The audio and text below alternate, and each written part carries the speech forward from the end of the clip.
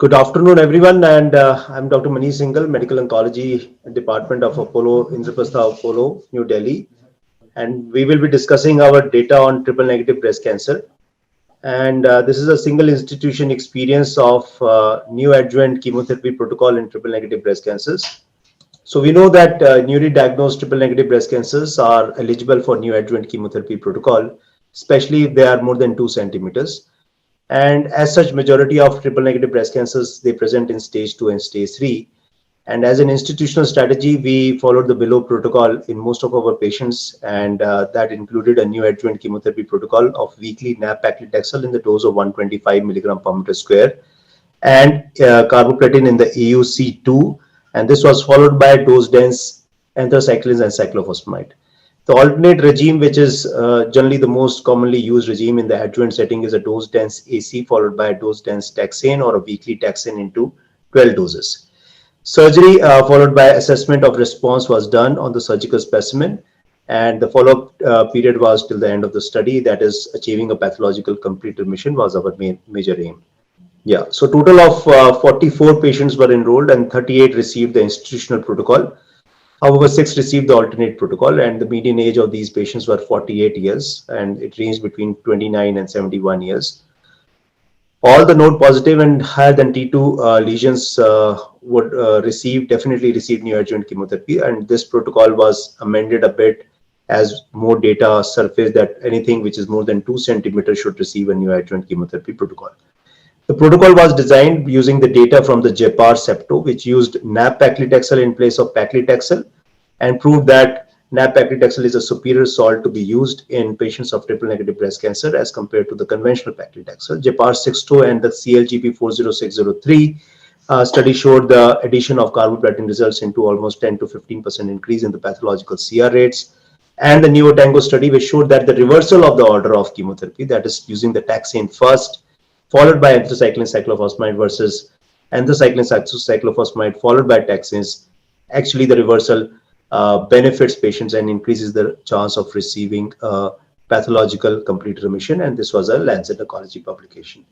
The alternate protocol was used in those patients for whomsoever we could not use the standard dose, the standard institutional protocol. Instead, we used the dose-dense AC followed by the dose-dense taxane.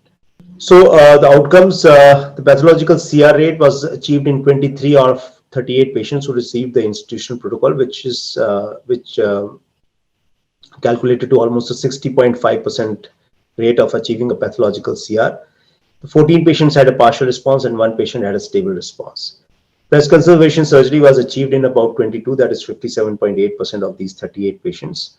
And of those who achieved a pathological complete remission, about 15, that is 65% patient underwent a breast conservation surgery, which was slightly higher than those patients who had only a partial remission.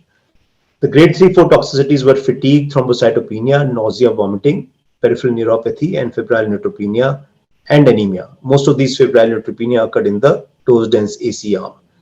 Hematological toxicities were tackled with the reduction of carboplatin dose to AUC 1.5. Dose modifications were done in about 73% of these patients. Anemia, neutropenia, and thrombocytopenia were the most common all-grade toxicities. On the alternate protocol, there were 6 patients, and only 2 of 6 patients, that is 33%, achieved a pathological CR. The numbers are too small to reconcile with, but then this is what we had. The toxicity profile was much better and much better tolerated as compared to the institutional protocol. So the important points is that the usage of nab-paclitaxel and addition of carboplatin to the weekly regime into 12 times led to increase in the pathological CR rates at our center with an impressive rate of around 60%. We faced higher numbers of hematological toxicity with increased grade 3, grade 4 toxicities leading to more dose delays and modifications. But as the experience grew, we handled the toxicities much better. The overall response rate and pathological numbers appear to be quite impressive and is in keeping with the latest results in triple-negative breast cancers, even with the addition of immunotherapy to these regimes. However, the immunotherapy may not be cost-effective in a country like or a middle-income country like India.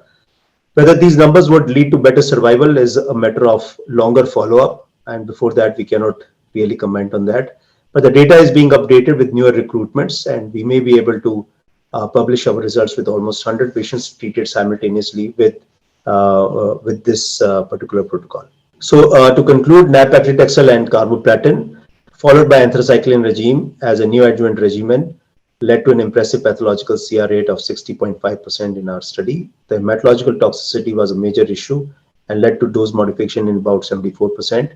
And regime was otherwise well tolerated and tended towards increased in the progression-free survival based on the initial study, but a longer follow-up is definitely warranted. Thank you.